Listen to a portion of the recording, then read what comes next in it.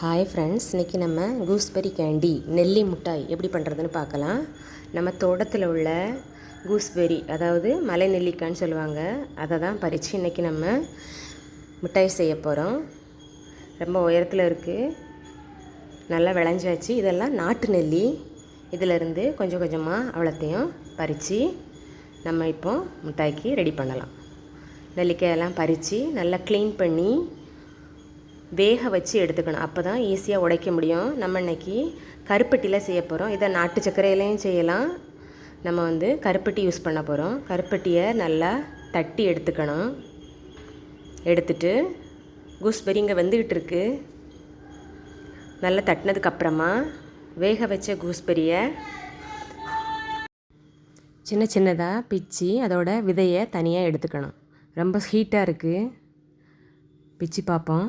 நல்லா அழகாக பிஞ்சு வருது பாருங்கள். இந்த மாதிரி இருக்கிறப்போ அவ்வளவு கூஸ்பெரியையும் சீடு தனியாக அதோட சதை தனியாக பிச்சு எடுத்துக்கலாம். இந்த மாதிரி தனித்தனியாக பிச்சு எடுத்துக்கணும். சீடெல்லாம் வெளியே போட்டுடலாம். சீடை ரிமூவ் பண்ணிடணும். அப்போ தான் கேண்டி பண்ணால் நல்லாயிருக்கும். கொஞ்சம் கொஞ்சமாக எல்லாம் பிச்சு எடுத்துக்கணும். வேக வச்சா தான் அந்த மாதிரி பிக்க முடியும். அதனால் லைட்டாக ஆவியில் வேக வச்சுருக்கோம்.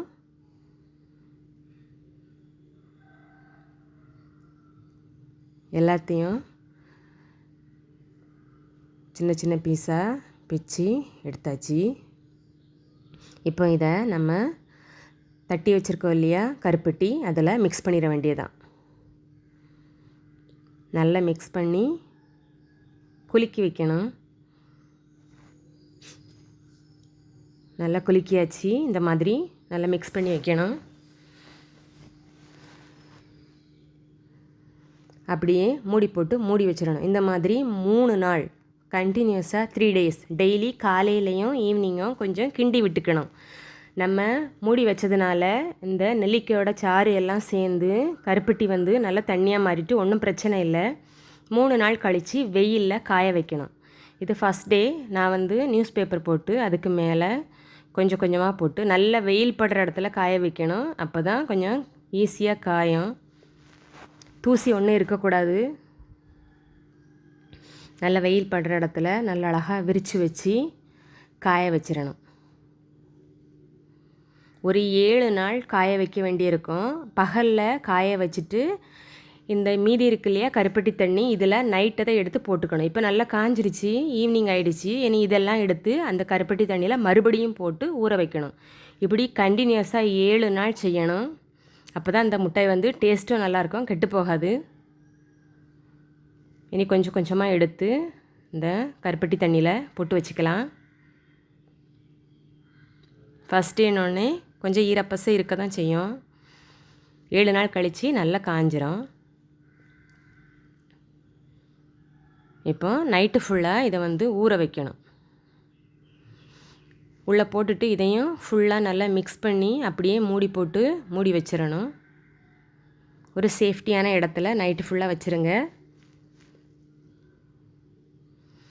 பேப்பர்லாம் நிறைய ஒட்டிடுச்சு இல்லையா, அதனால இன்றைக்கி நான் பாத்திரத்தில் காய வச்சுருக்கேன். நாள் ஆக ஆக இதோட கலரும் சேஞ்ச் ஆகும், நல்லா காஞ்சிரும். நல்ல வெயில் படுற இடத்துல வச்சா சீக்கிரம் காஞ்சிரும்.